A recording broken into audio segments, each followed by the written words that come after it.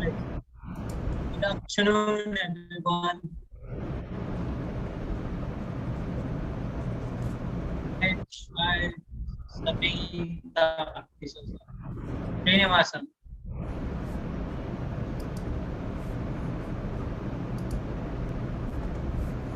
Hi, Parvati. How are you?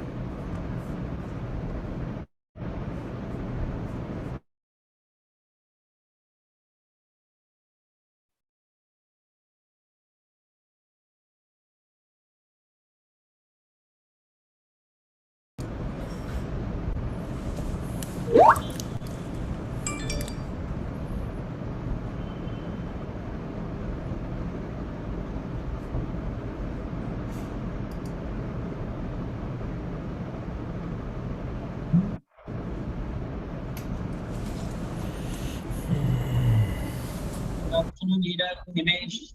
Tushar, how are you doing today?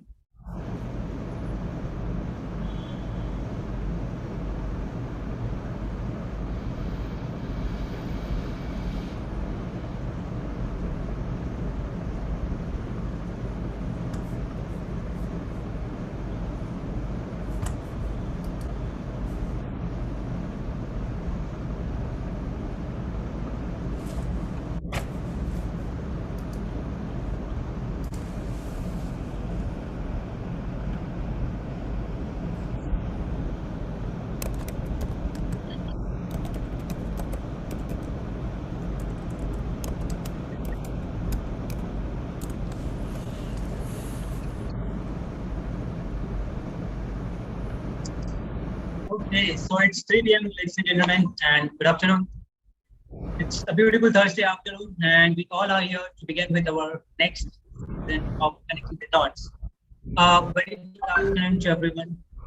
Organizations needs to reimagine both the workforce and work design to be resilient and able to sense and respond immediately and at a scale. As business strategies continue to evolve, organizations will need to take deliberate actions to prioritize resilience and not just focus on efficiency if they want to succeed in their strategic ambitions. Resilience is becoming a word so frequently used in the workplace that it has almost lost its meaning.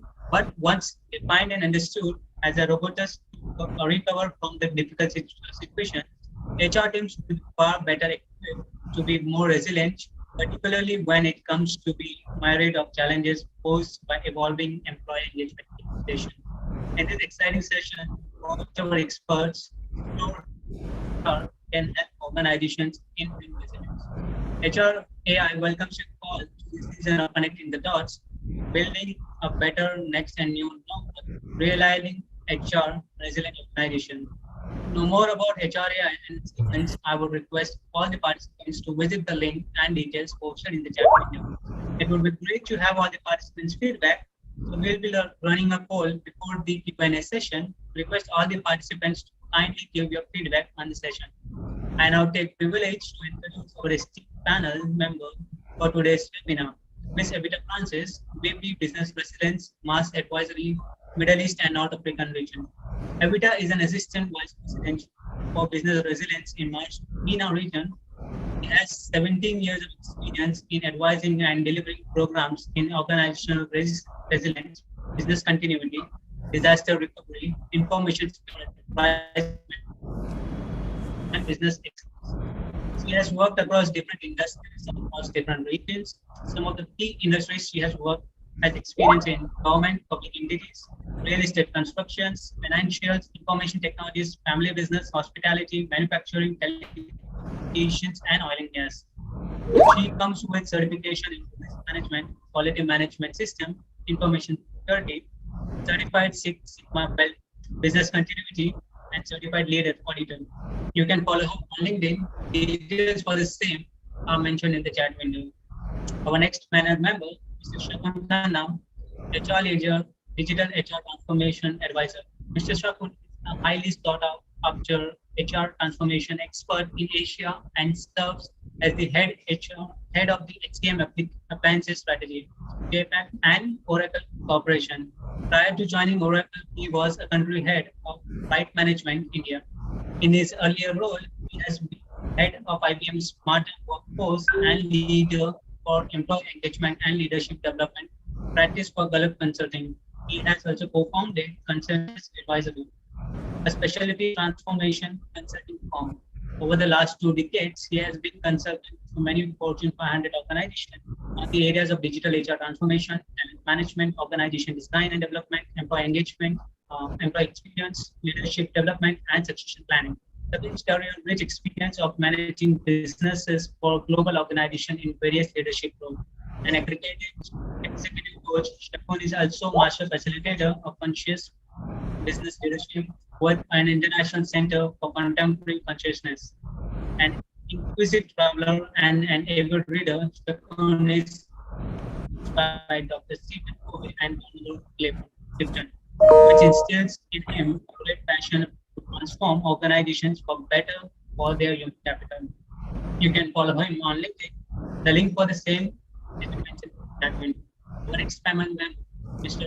Rashil Bhardev, Vice President, Mindgate Solutions Private Limited.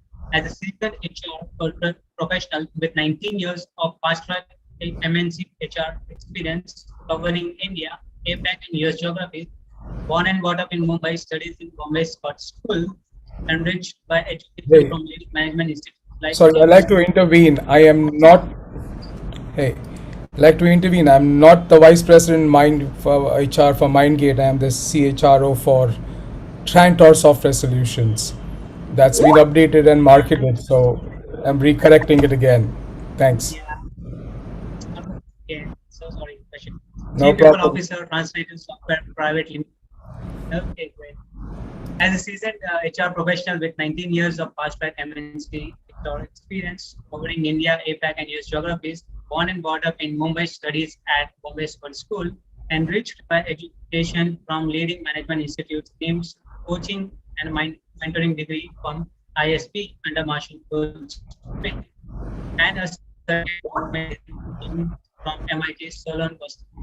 He has been in various HR leadership roles for companies like Tata Interactive Systems, Birla Technologies, Aon Hewitt, where in the last was the global Realigned program manager head at Chicago. Thereafter, he came to India and worked with organizations like Reliance Life Science, Times of India, HCL, and currently assigned with a digital payment company Mindgate. You can also follow him on LinkedIn. The link for the same has been shared in the chat window. Now I will introduce our panel come moderator for today's session, Mr. Ashutosh Sharma, Chief Resultant and founder of Lakshya Resultant India. Mr. Ashutosh has been working in the field of performance consulting and training over the last 2 decades. He has been consulting and conducting training programs with various Indian corporate and MNCs across India and South Asia successfully. His team clients includes Bank of Oman, Axis Bank, Citibank, Airtel, Ncell, Nepal, Coca-Cola, PNG, Nestle, Amul, Tower, Microsoft, Honda, Maruti, Tata Motors, Davis, and Titan and Tanish Safari, and many more. You can follow him on LinkedIn. The link for the same has been shared in the chat window. I hereby hand over the platform to Mr. Ashutosh. Thank you. Thank you so much, Shyam and HRI Time. Let me welcome all the guests on this seminar today, on this afternoon, on behalf of HREI and all the panelists. This afternoon, you could have chosen to be anywhere you wanted to be, stuck with your own those virtual meetings, have been taking a nap after the lunch, such a good time to do so, or could be helping your wife clearing up kitchen. Used to do anything. Some could have even got into Netflix, and new seasons are getting launched today. But thank you so much that you chose to be here be with us and be part of this session.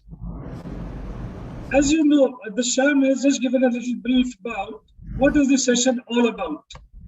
Well, we are here to connect these dots, and in these unprecedented times, we have been hearing this word called new normal and so often. But today, in this esteemed list of guests, all the people such experienced and stalwarts in their own way, their own industries, we will be discussing today how this new normal, how this environment impacting the HR functions of an organization, how to build a resilient organization, how to build resilient leaders. Keep a lot of questions in your mind, so please keep them. Just hold on, because initially we have already collected certain questions from the audience, which I'm going to ask on your behalf. At a later stage, we'll also open up the session for the live Q&A, where you could put up your question in the chat box. You can even post a video of that, how you want to do it. And we'd like to then put that question back to our panelists and seek answers for them. Where these guys are the ones who are not the preachers, but the ones who are going through it themselves. All of them are the leaders in the industry and are handling the function which is getting impacted the most in these times. So they will be able to share their experiences of this last 1.5 year time. And by the way, we are not yet over with this pandemic as of now. So how they have gone through this journey is what they will be sharing with us.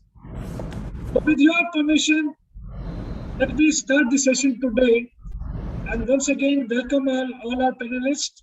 So this is a round of applause from my side for all the panelists and for all the guests in the audience. Thank you for being here. Evita, so here comes the first rocket, the question from the audience for you. Sure. Maybe that could be a good beginning of the session. So what makes an organization resilient and what are the key pillars for it? We keep hearing this word a lot of times, we keep reading about it, but what exactly it is? If you could throw some light on this with your rich experience. So I think obviously resilience has a certain aspect. I do want to talk about, especially on this crisis. We say this is an unprecedented crisis. But what does crisis actually mean? Because obviously it's mapped up to be resilient. Resilience is basically adapting and responding positively for the betterment of the organization and for as an individual. But if you understand what the word crisis, I think there were three aspects we look at crisis: development crisis, existence crisis, a situational crisis. Normally, as an organization, we've been focusing more on unexpected, sudden crises like natural disasters or accidents. But this particular COVID-19, the pandemic, has questioned about is the organization need to look at situational crisis in order to build that resilience, or it has to look at it as an individual and as an organization, as a human resources aspect of existential. What is purpose? Because in this particular crisis, there are a lot of issues that has come up, and mental health and well-being is one of the foremost aspects and global trends that we see that come up as concern. So existential crisis of direction, inner conflicts has been one of the crisis situations that people have spoken about. The other, obviously, the development crisis is a process of growing and developing through the various stages of the periods of life. If you look at an organization, we say is a resilient risk and a resilient organization is basically the ability to foresee future challenges. And they need to capitalize these opportunities to balance various risks across the organization value chain. The catch is the organization, we say resilient, obviously they need to know how to adapt and respond, but they need to know what they're exposed to. And they also need to know what are the gaps in the current preparedness versus what the perception of preparedness is. So this is what I would say resilient means for an organization. And obviously, for each department, the way they look and foresee is different. So, if HR mostly look at people resilience, IT would look at IT resilience, organization would look at organization resilience aspect. A country, we have obviously seen different districts, countries, villages, cities, and look at urban resilience or city resilience. It's basically, again, to foresee those challenges and capitalize and able to change your agenda and respond appropriately. And that's what I would say, Ashutosh. My Thank you so much. Very valid point. And you highlighted the approach, and you really talked about it's not the perceived readiness, it has to be the actual readiness. So thank you for that very valid point you made. Now let me have views from another expert, Rashid. So if you could throw some light on this, please. I guess I would probably go by the experiential learning one had, and thank you for covering that up very well, Avita. But when we were forced into this situation, it was a blank hole. Did not know how to get out of it. Uh, by default, HR folks were the kind of people who are asked such difficult questions that the questions related to human growth didn't matter much. But the I guess the overall understanding and the movement primarily was how organizations can be resilient is how we make it work, how we make it work for our people, and how we make it work for our customers. So the customers are the ones who will give us the bread and the reason why we are here, and the people will make it happen. Now I hail from an arena of a software world where people contribute in a way that the customers consume our product, and both of these aspects were fairly important. And uh, I guess organizations' resilience was walking the egg path of seeing to it that you balance both more comfortably, profitably, and evolve a culture around straight talk and relationships. So my learning from this resilience piece primarily has been that my relationships with people on a one-to-one basis probably has grown down more than 1,000%, because you need to consume them on the screen, but at the same time you need to build that relationship that gains you through the resilience, that gains you through the resilience and makes it work. So for me, the learning has been this, apart from what Evita just said. Wonderful. Again, this is coming out of the experienced person who's gone through it. Wonderful. Shakun, over to you now. If you could just add some points from your side, please. Rashil and Evita have very beautifully defined what resilience is. I think, needless to repeat, that it's all about one's ability to resurrect oneself, or come back in face of crisis. And of course, I love the four different types of crisis, Evita, that you talked about. So therefore, let me spend a minute or two on what are the pillars of being resilient. I think first and the most important pillar would be the mindset, whether it is individuals or organizations, or even societies at large. If you do not have the right kind of mindset, and here I mean agile mindset, whether it is cultural transformation from a social perspective, leadership mindset in the organizational context, or individuals mindset, that creates the first and the most fundamental pillar of being resilient. For organizations, I think that then adds the layer of having agile processes and policies there. Rigidity of policies specifically is a kind of, I would say, poison when it comes to resilience. The third thing, which is perhaps not talked about so much in the current context of the fact that everybody is talking about resilience, is actually financial resources. We cannot and can never undermine the the impact of proper financial planning, again, it applies at an individual level, it applies at a corporate level and a society's level, so please don't undermine the importance of financial. And lastly, something that we have learned, that technology is indeed the backbone of resilience today, whether it is the education system, the banking system, even retail outlets. Everything in this unprecedented crisis was actually run by technology, and therefore individuals who do not have digital skills and the right kind of technology access, and organizations that do not have the right kind of technology applications to run their business, can never be resilient. So those are the four pillars of being resilient in my mind. Thank you so much, Shakib. Again, very deep insight you have shared, and I'm sure very beneficial for our audience to know that. Just one point I'm adding just from my side too here. Dabbawalas, that system which we have known for ages. How they have come about coping up with this time and this new situation, and have got into a app service. Now the Dabba service is also run through an app. So that's a new normal for them, and that's a new learning for them. That's how the world is moving. Sure.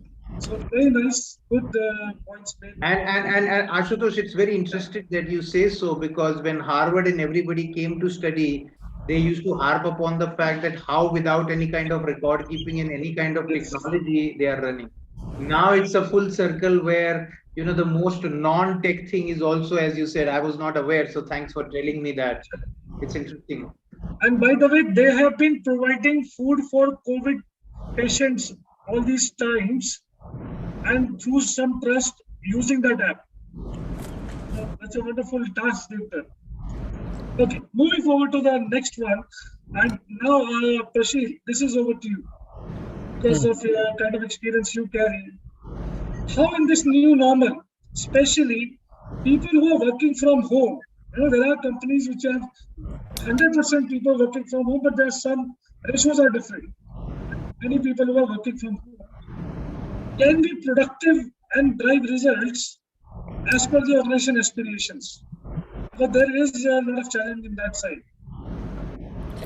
Yeah, I guess the main challenge is, okay, so let me take a step behind. The way I would call the new normal, which everybody has coined it so effervescently, I would call it as the now, the next, and simply work in progress normal, because it is in reality work in progress, and we are raving through it. We are trying to balance ourselves into this scenario. Organizations, apparently the customers are in surprisingly, the customers are wanting more, and organizations are wanting to balance it out.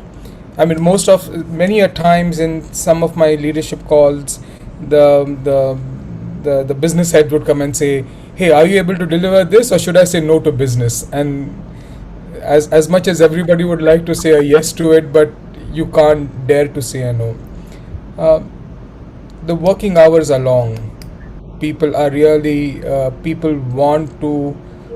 are used to the old method of working in the office and travel for an hour and a half and come home and watch movie and spend time, and that's probably the 60% of their working experience that they have up till now. And it's quite a chaos for most of them, and even the businesses, it's quite a chaos. Now, drawing productivity out of this is a very wonderful question, or a wonderful scenario. Ideally, if I listen to what Shagun would say, you get your processes in place. What Evita would and Shagun would say, get your finances in place. And what Evita would come and say, this is a crisis, this is the problem, but you'll have to get over it in seeing to it that our metrics are in order. But the most important facet is each and every human being in the organization understands what the problem is, relates to it, wants to find a parallel and support for himself, but yet likes to contribute as much as possible. We ran a survey some time ago, and what we understood was that roughly 97.8% of the times people want to say, "Tell me how can I help," but they don't know how to do it. The organizations want 112% of output out of 80% of working time, and this is a concept which the gap is itself a problem where most of the organizations are trying to balance it. And building productivity is simply responding to setting up a challenge and relating to a challenge, and giving time to deliver it, but being clear what your end results and end times are. We ran a small project where we give them that within 3 hours you need to do it. Is there a problem? 80% of the time, the 83% of the time, the delivery was in 2.5 hours, because people needed to just focus and get it done. So I formed a new coin word with myself, saying that don't solve the world, solve one problem at a time, put your heart and soul into it. You get a productivity, by the way. Don't get into too many calls. So I guess my way primarily is relating to people, relating to challenges and how they respond to it. And everything else, money, people, process, technology, falls in place because employee and the individual only responds to this and nothing else. That's my take on this. Prashil, if I may add, you made a very good point. It's all about human and employee centricity and having clear expectations of my role as an individual and mapped out to what organization needs are. And that communication has to be very clear. There was a research that was recently done that's actually specified, and I'm just going to just look at that details the moment, that for employee morale is the most significant aspect that actually came up, keeping that employee morale high. If you keep it high, certainly productivity, organization objectives, you will have your backbone support. You might have automation, you might have tools, but certainly you need to ensure your employee morale through good communication, and not just focusing on tasks as HR or as an organization, as manager, but also ensuring that the personal morale is also taken into consideration, and clear communication of what the expectations are, both sides. Organization and individual needs to be clear in order to have it with productivity as well. That's what I'd add to that perspective. Thanks, Rashid. And Evita, I've been hired as an HR guy, so the biggest, my market is my people, and if I don't know them, how am I going to make business out of it? Absolutely, I think that's important. And let me bring in Shakun also here, and if he can also just add a few points here. Shakun. Yeah, I think I relate to again what Prashil said. It's about individuals and it's about bringing that focus. And therefore, I think, again, four things would be critical. One is, of course, as Prashil said, focus. So therefore, are we as organization able to provide an environment for people where they can be focused? It's interesting. I have a little son who's now obviously doing classes online, and one of the things I realized that he's watching YouTube videos, which I'm sure every parent would know that this is a new form of pranking that has started. So the question is, what do you do? I mean, again, I said, okay, instead of using a laptop, can you use an iPad so that you can't really open multiple windows and do that? And therefore, this is an example of providing him an ecosystem where he is forced to get focus. So how do we leverage systems, processes, and technology to bring that? Mindfulness, I think, is the second important piece. We are all getting distracted. Attending a meeting like this where we are really not being seen, kind of takes us elsewhere. So how do you become mindful? That is important, and bringing some kind of a discipline. I realize that there are certain organizations that have disciplined the workforce in a very interesting manner, including an organization where they are saying we will not have any Zoom meetings on a Friday, for example, right? So it's about putting that discipline, because it's in the name of productivity, people are overworked now. There was a time if I was not in the office, then it was fine that I'm not working.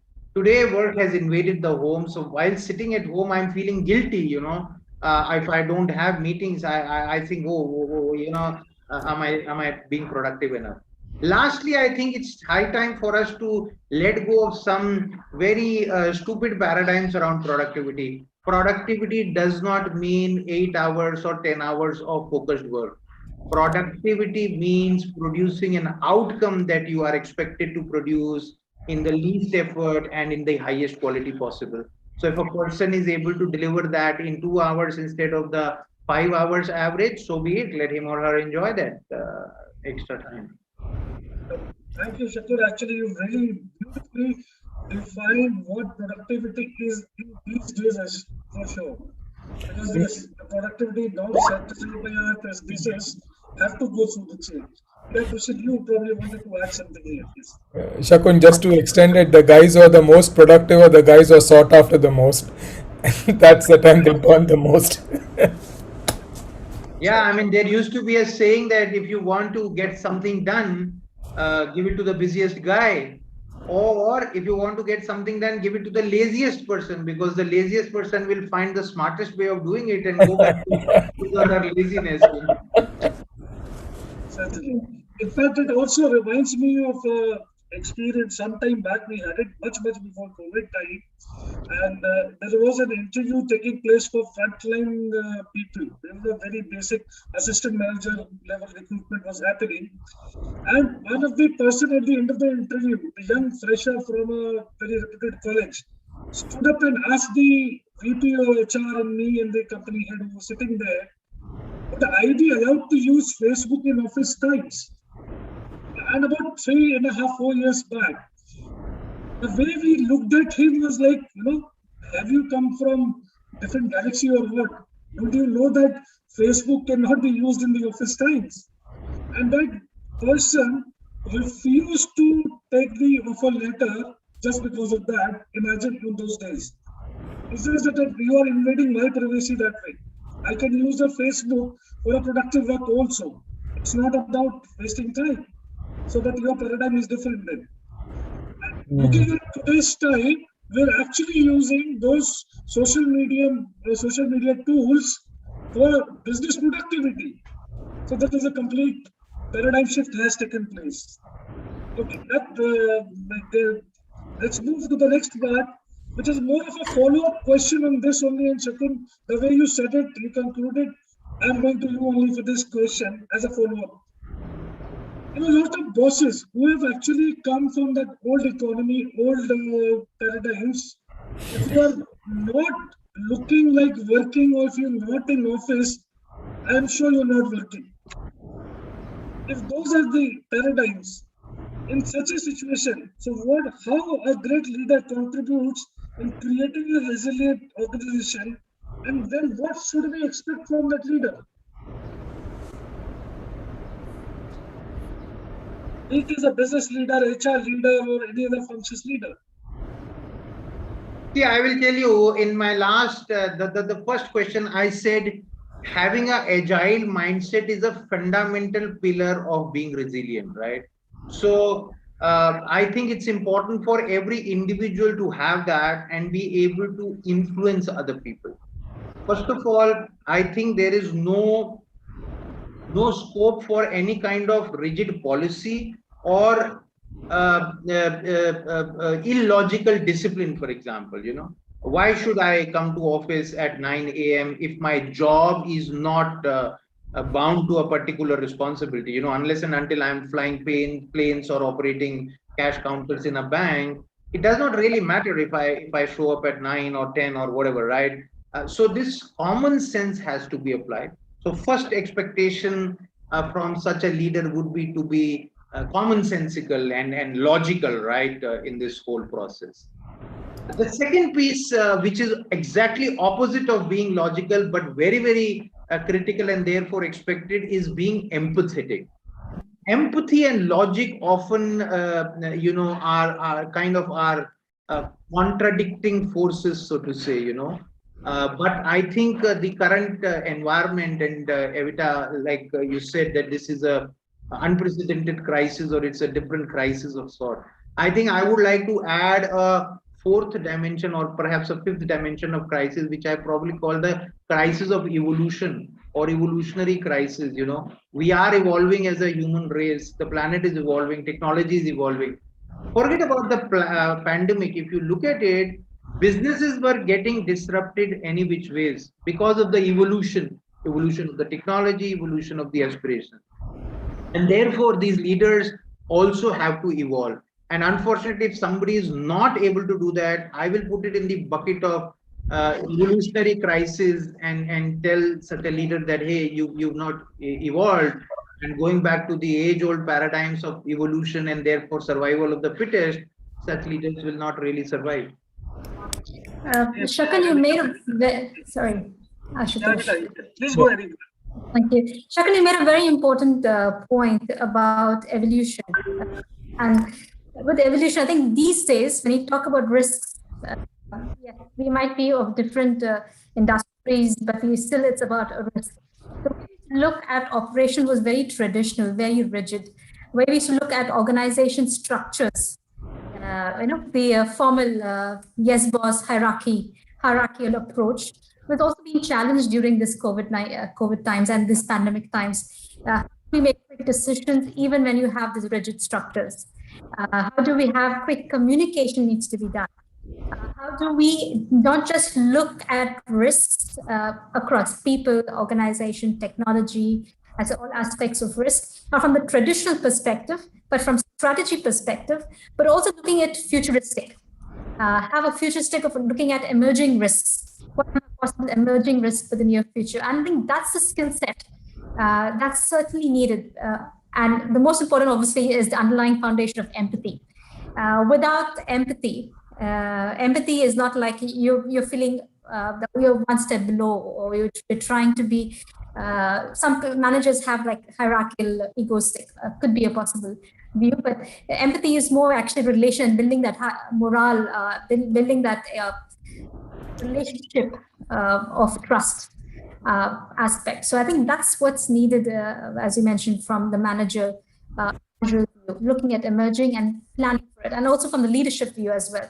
Because sometimes it's just not the managers. At times they will need a leadership strategic view of risks and providing that direction, and that obviously transcends top down and bottom up.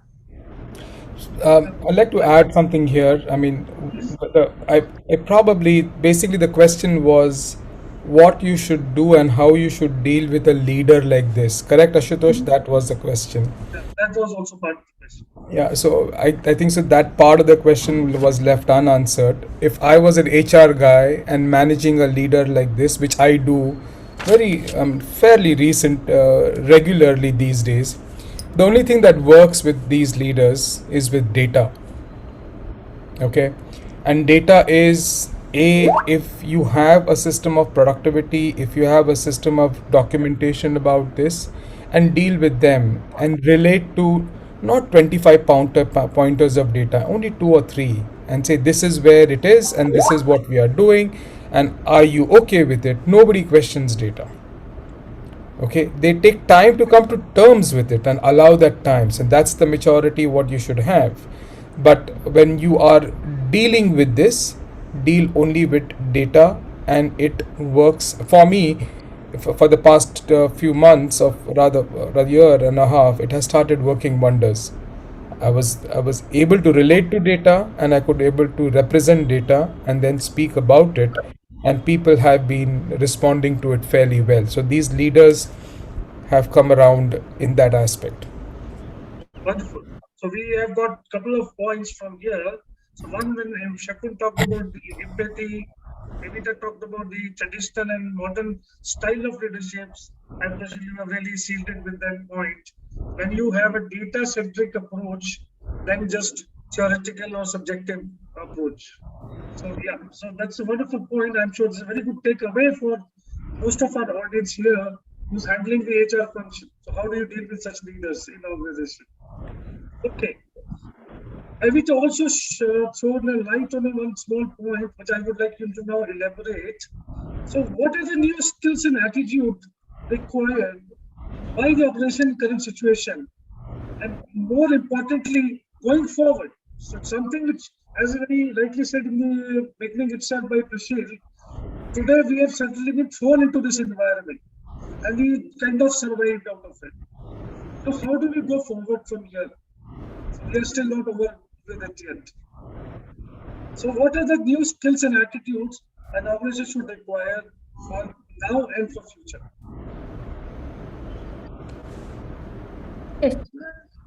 Sorry, Ashutosh, was the question for me? Yes, yes, Ravita. See, it all depends on the future of work. What way does the organization want to focus on?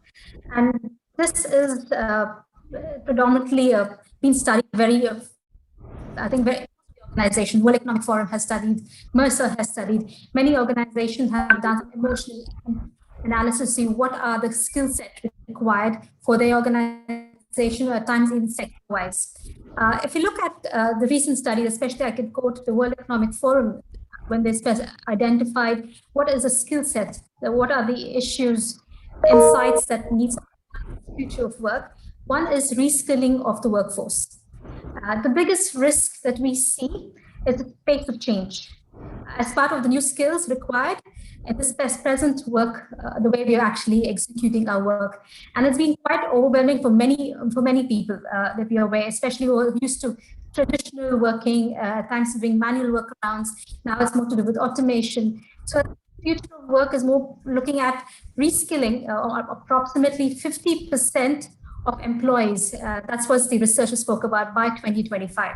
So that's going to be another future aspect what the research states.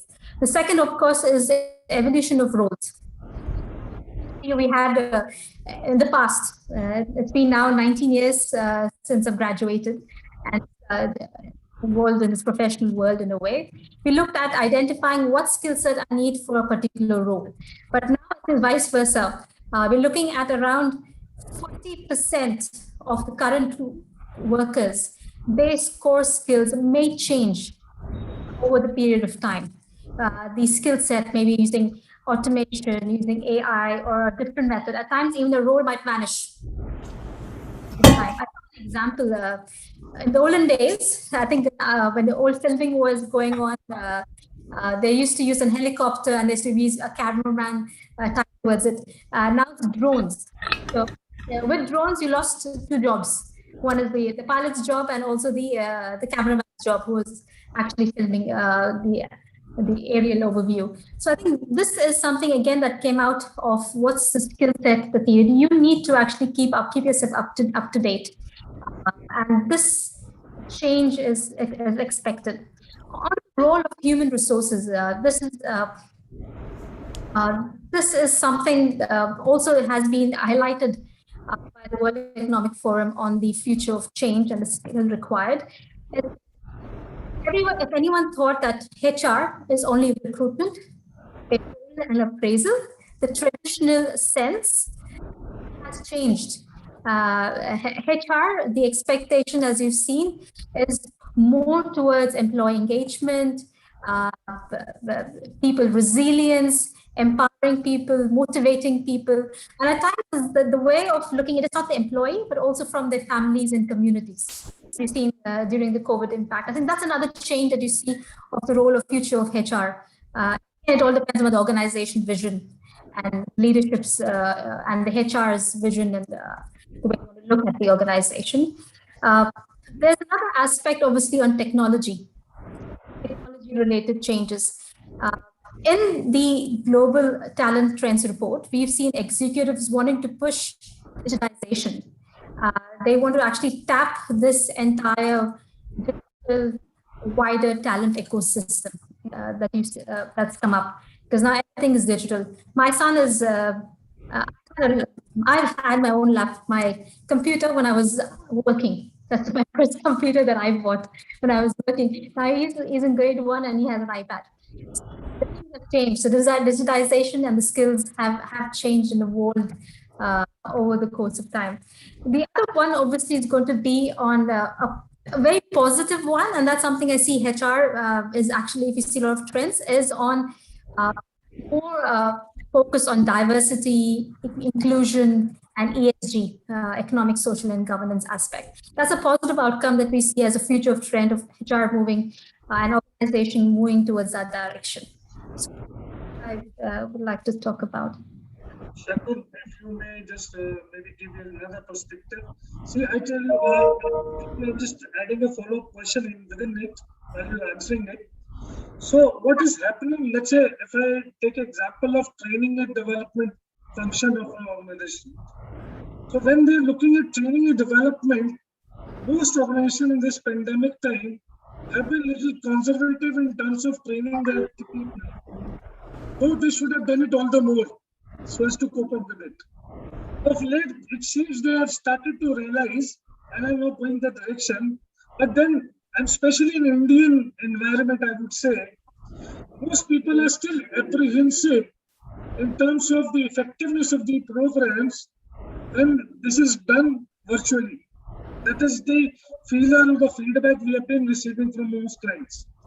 And maybe to a large extent, the student education, the way it is going and the experience there is becoming their own basis of forming this kind of a perception.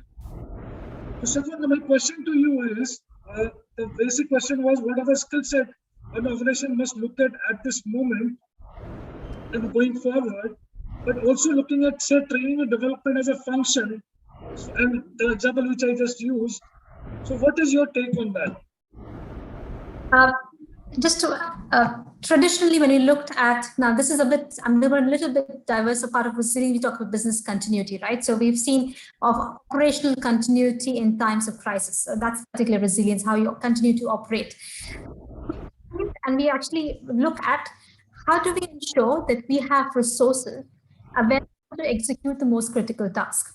Now, the question is obviously falls, a manager might look at it, but also it falls under the learning and development team of not just looking at the individual's role of identifying, but also ensuring that the cross skill set is available across the organization. Either they would actually look at identifying and training resources with the similar behaviors as backups, or look at succession planning, or even could identify resources outside as a temporary resources. That's the thing that I look at it from operational continuity. I'm sure Prashil and Shakun may add up what are specific learning and development skills that they will look at: soft skills, process trainings, leadership, situation assessment, and stuff like that. So when I guess the evolution of the thought process of the business is that we hire people who are trained, okay, and we hire people who are experienced, so that you manage the balance sheet in some form. So business ready. Over the past 2 years, my identification has been, my learning has been, hire people who are experienced. That means hire people who are trained and who are business ready and who will give output within a span of 45 days to a month and a half. They start becoming productive day one. You spend money in, or you invest the capital in the new skill that which would be ready in the next 6 to 8 months, so that they can be productive when the attrition happens. So the lifespan of people in most of the IT company today, and can't blame them, is earlier it was probably 2 years. Now it is 8 months to 12 months. Besides the brand, besides everything else, the compensation levels, everybody is wanting people business ready. Everybody is wanting people business ready. So that's where the attrition is happening. That's where the market is happening. So you imbibe people who are business ready, give them initial 10 to 20 days of training so that they can be more productive, and let them go on. Spend time on hiring fresh talent where you can make them business ready in the next 6 months, so that the pipeline forms or it is regulated on a output basis. So we are basically from an IT business. Some days ago, there was a report that came out which says the engineer is the king. Yeah, he is the king. He always was the king. But what is missing out in this whole transaction is the engineers as well as the businesses. The concept of humility is completely lost in the whole scenario. If everything is on high today, it need not be high today, brother. It will come down at some point of time. So there was a very good friend of mine, or rather a colleague of mine. Just few days ago, we were talking, and he said, "Arey, brother, the tree which is giving fruits is always bent because it's heavy with the fruits and it's humble. But the tree which is not so does not produce, it's always standing straight." And it struck me too much, and it struck me well enough to the fact, saying that the concept of humility and the state of businesses that are there today, people are getting used to big churn and turn, and they feel attrition is the norm of the day. But it can't be, because every balance sheet should support the amount of financial burden it will take. If not, they will find a different way. And the way in most of the IT businesses are doing today is get people at a cost which are business ready today, have a pipeline for them only for 12 months, and get new guys who will be trained and continue with the business. And if the existing experienced people are not able to see this through right today, they should be, I would pray for them, and they should be worried about it. But the kind of monies that the training is, the kind of money, the percentage of my budget going to training is more so with teaching skills with young people with 0 to 3 years, and that's the place where I'm spending my money. Did I answer your question, Ashutosh? Yeah, to a large extent, yes. I was very emotional in this, but that's the reality of IT business today. I couldn't take it It's any further. good to speak from heart, and it's good for audience to know that. Yeah. Okay. Thank I you. think this adds a good point here. Well, I think much has been said again on this, but from an individual's perspective, I think there are three skills that are of paramount importance, and perhaps to Prashil's point, to my mind, this will also be the foundation of building that humility, which is very interesting. Prashil, there is a saying: the less a person knows, more strongly he or she knows that, and when you learn more, you realize that you hardly know anything, and humility inculcates. So I think first and foremost, the biggest skill that everybody must have today is learning agility. Evita, you talked about how drones have made certain roles redundant. Many years ago, I visited China, and I was in awe of the wall of China. I was just mesmerized with the vision that they had. But then somebody told me that, you know what, Shakun, it took hundreds of years and perhaps millions and millions of lives to build this. But just one invention, that is the aircraft, actually rendered this entire wall worthless, because if human beings have an aircraft, then wall of China has no relevance. And I think this is again and again repeating itself. So having that learning agility so that you can quickly learn something new. Digital skills, again, they used to be desirable earlier, and it is not just about software company that Prashil and I work for, but across the board. If you do not have digital skills, very recently, my 80-year-old mom said, "Can you teach me how to operate a WhatsApp?" Because suddenly all the grandkids are on WhatsApp and they are not visiting her, so she wants to develop that digital skill. And lastly, I think Shakun, I'm sorry, but my mom is far more trained in WhatsApp than I am. She comes and teaches me about WhatsApp sometimes. see, digital skills. So it's not about who the teacher is and who is it's about having digital skill. And lastly, I think from a employability perspective, one thing that everybody must try and do is to develop some kind of a manual dexterity. While we are talking about AI and machines and bots will take over something, trust me, manual dexterity. It could be, pottery making, sculptures, cake making, writing code in a very smart manner. Whatever it is, if everybody can develop one manual skill, that I think will go a long way in keeping us relevant and resilient going forward. Wonderful. Yeah. Do you have something to add here? Say something here.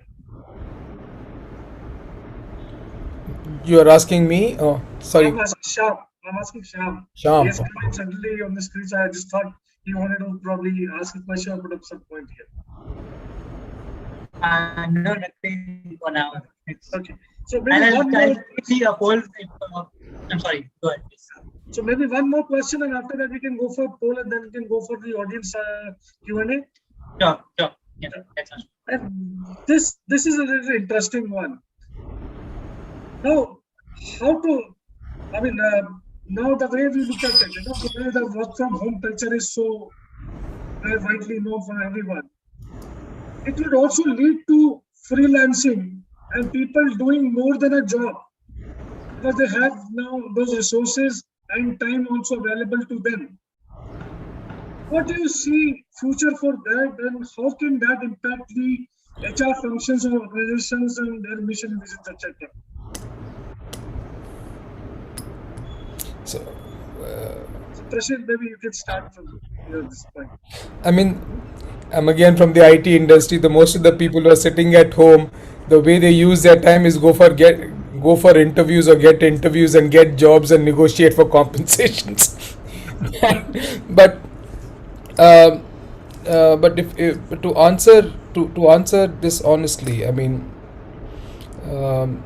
over the period of time, the evolution will settle down in a way that, um, right, like Shakun said about dexterity, manual dexterity. I always go by the concept of a relationship bond and a bent.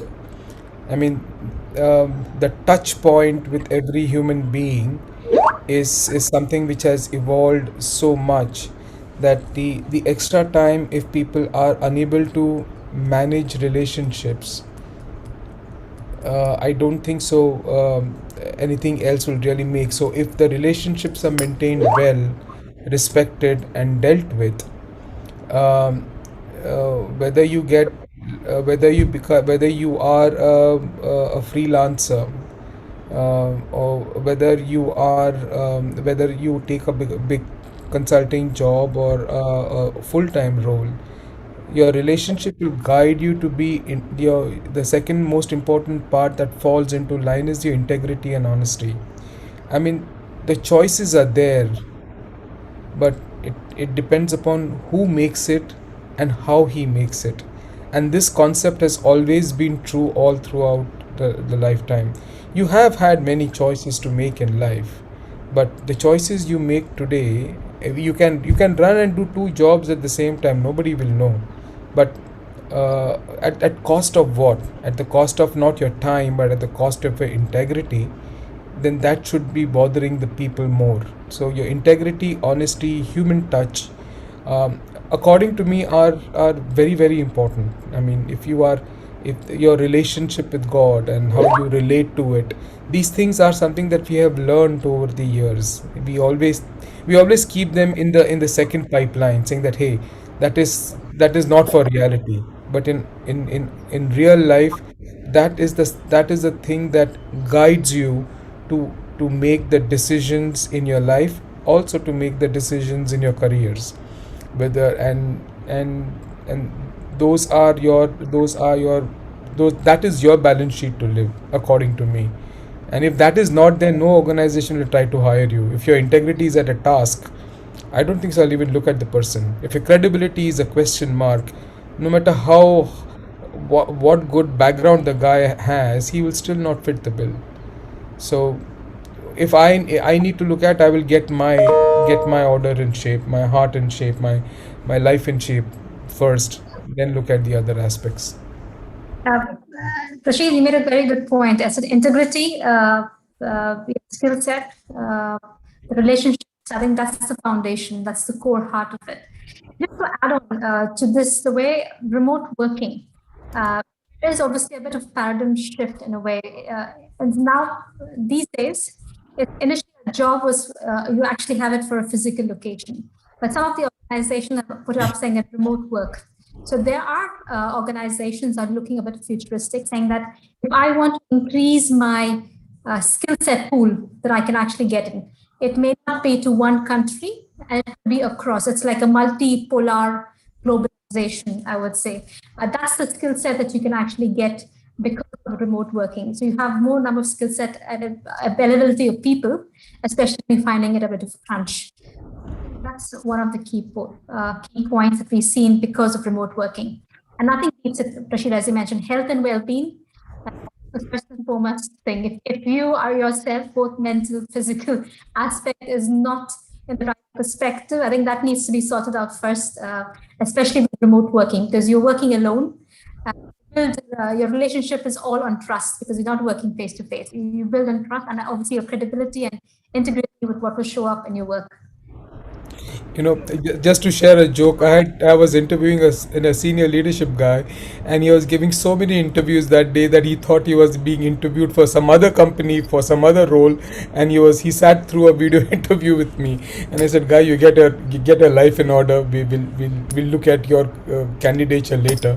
But it gave me a very shuddering view of how even experienced people are addressing this scenario today, and I feel sorry for it, but that's the least I can do.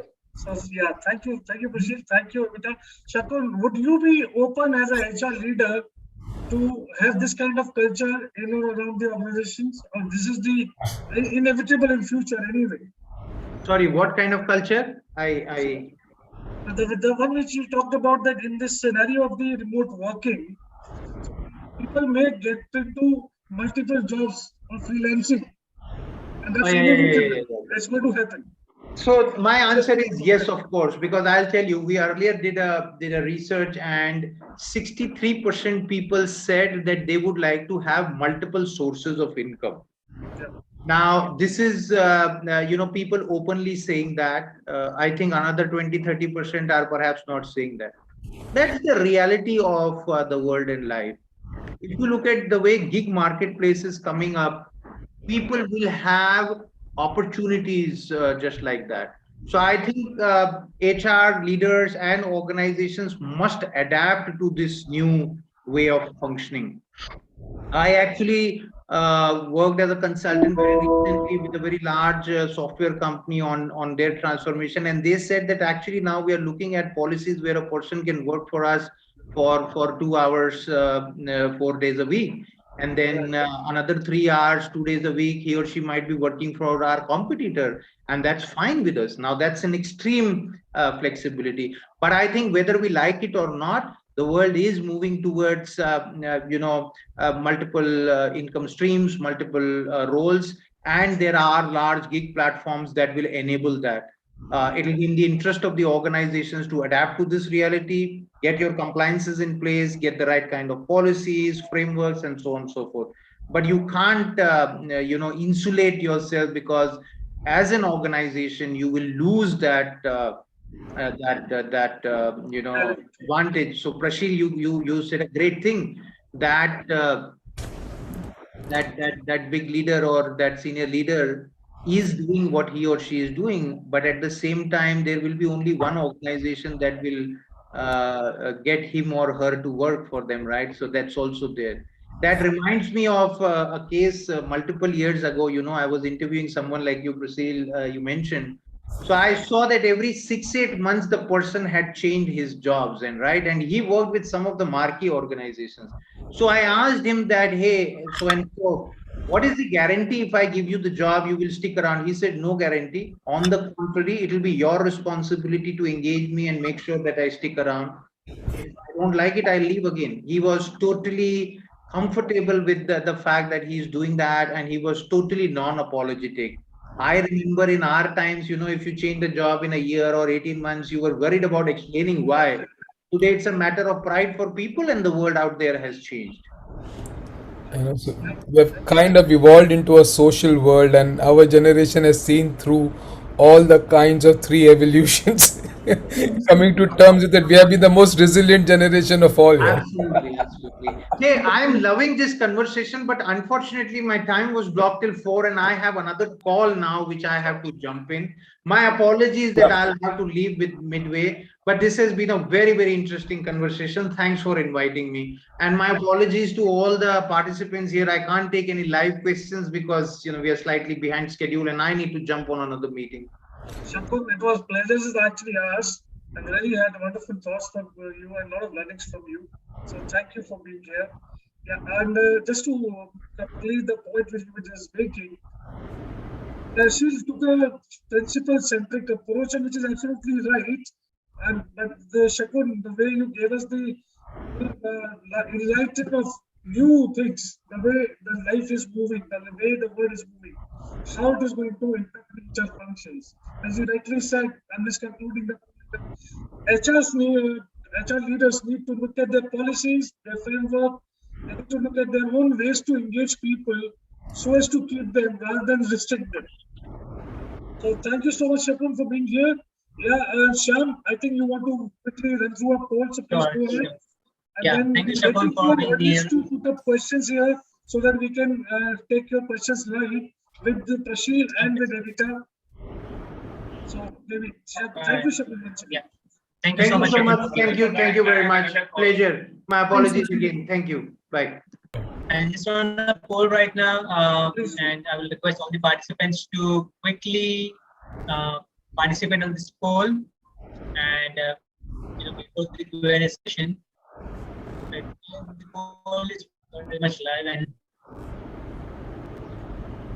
Sure. Go ahead and please run the poll. And in the meanwhile, let me thank all the participants here in the audience for even so many of you have even shared their questions beforehand. And these, I hope I could ask those questions on your behalf and get right answers for you. But we can keep this conversation going. But this entire session will be, it was live on the YouTube. It will be available on YouTube even later on. If some of you want to put up further questions there on the YouTube, you can. And we'll try and give you the right answer from the particular person in a due course of time.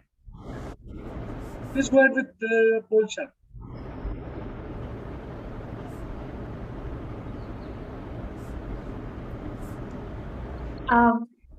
I think while everyone is polling up, I just wanted to talk about my key takeaways when I was just thinking to my fellow panelists.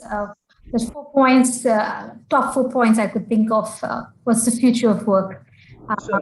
Making the HR organization more resilient. I think the first is obviously focus on futures. Work together to ensure people thrive now, but also looking into the futuristic perspective.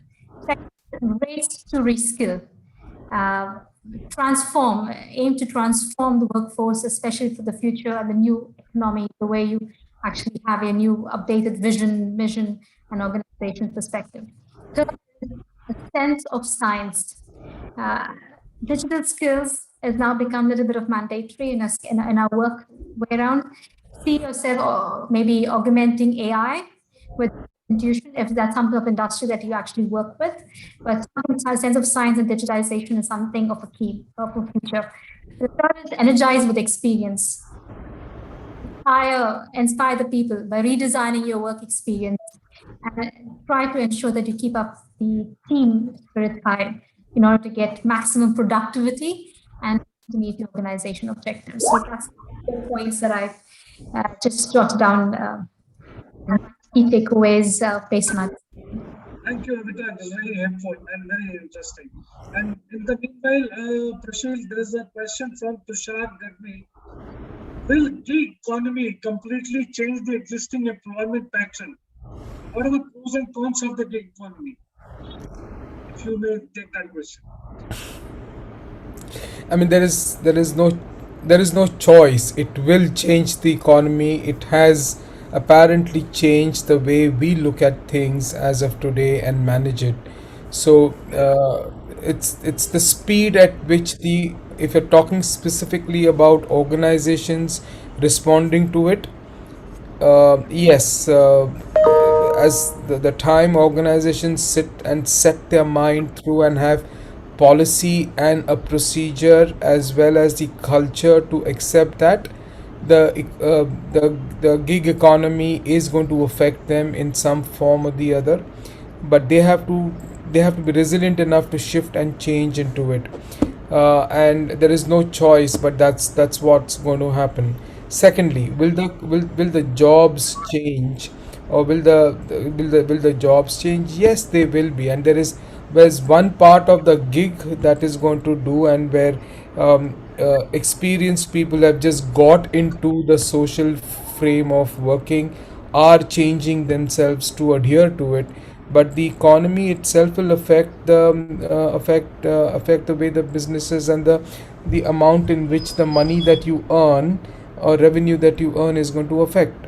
So if the revenue is going to affect the earning of the revenue is going to affect the organization, they'll be forced to shift to gig economy, and then and the colleagues and the people who are being involved with these organizations are going to put an internal pressure to make it change. And today, whether it's upgrad or whether it's different organizations where which are helping you to form different careers, uh, that's still going to be the way. So for people who are in the latter years of their careering life, um, get retired soon. That's all what I can say, and do two jobs at home, and that's how and spend more time with wife and family and go for vacations. That's the best thing I could say at this point of time. Thank you, Prashil. Are we ready, Sham, with our poll? Yeah. So Please go the ahead. questions are done right. And then this one comment from Vikrant: a line between employment and self-employment is getting blurred. So I just recall the conversation that Shakun was telling, that we all are looking out for multiple source of incomes, right? And one of our employee, or one of our ex-employee, he too, when he resigned, he was at the exit interview, he mentioned that if I can work the entire thing in just 3 hours, I will work for you, and I'll work for the other organizations too. Whatever task you're assigning to me, I'll work it out in 3 hours. So yeah, I believe organizations need to get a little, thoughtful about how they are going to do and how they are going to work. Thank you, Ashutosh. Some very interesting example as shared by Mr. Vikrant Chawla here. A good example is our housemaid. Will you employ her, or she is a self-employed gig worker? That may be the model of the future. So how many houses companies do we work for? Evita, if you have any last closing comment? Yeah.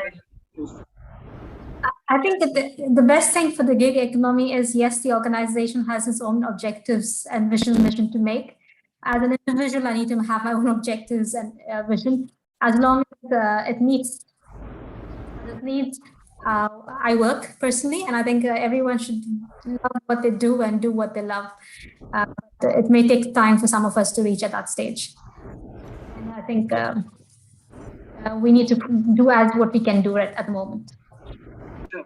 Thank you, Evita. Thank you so much. Sham, over to you for the closing comment. Thank you, Ashutosh. Yeah, thank you so much for moderating this session so well, and taking all the questions and assigning it to the right panels. Thank you, Ms. Evita, Mr. Prashil, and my extended regards to Mr. Shakun for brilliant responses. I'm sure all our participants have taken a note from this lesson, the sessions. To all those who wish to learn and grow, you can access the recording for today's session on our YouTube link shared in the chat window. Before we conclude with today's session, we would also want to thank all our associates: Asia, NASCOM COE, FlipTop, Telgroup, TLE, Wiki, Ahmedabad, and India, and HRI for supporting event. To know more about our association, request to all of you to kindly visit the links provided in the chat window. Do join us for our next event on Connecting the Dots session. From home, connect, communicate, collaborate on 9. Thank you so much, everyone on the panel, all the guests. Thank you so very much, and all the audience. Thank you so very much for spending this time with us. Hope you have taken something back from here and learned something from here. Thank you, Ashutosh. Thank you, Evita. Thank you, Ashutosh, Prasheel. Thank you, everyone. And Sham, I work for Trantor, not for MindGate. I hope you're clear with that.